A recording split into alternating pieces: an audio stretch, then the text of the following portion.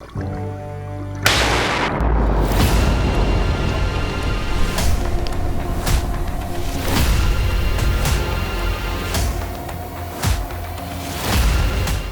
to Arc Week, which, like Shark Week, is a fun but educational look at a potentially dangerous hazard, arc flash.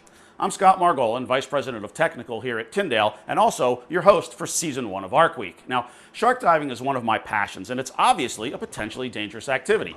I would not dive with great white sharks without a cage, and hopefully you won't work energized without the appropriate arc-rated apparel. If you'd like to see why that's so important, please let me show you. At Tyndale, we go overboard to protect our customers. The ARC rating standard is an excellent one, but it's a fabric panel and it's not a very visual test. So we test full garments in front of industrial gear at real system energies to showcase both the hazard and the performance of the PPE and ARC rated clothing against that hazard, as well as the very graphic risks of wearing flammable clothing or improperly wearing ARC rated clothing. In slow motion, you get an outstanding look at the projection of the energy and just how dangerous these arcs really are. This clearly shows the dangers of wearing flammable clothing. The flammable clothing is fully engulfed almost immediately, which would lead to catastrophic or fatal burn within just a few seconds.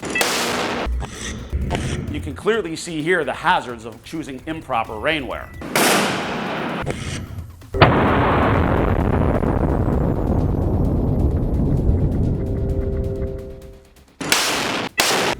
Most arc flash injuries happen to people because they were wearing flammable clothing.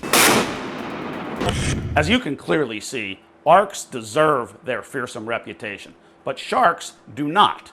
Of the more than 400 species of sharks swimming in our oceans, only about a dozen are actually considered dangerous to humans, but essentially 100% of arcs are.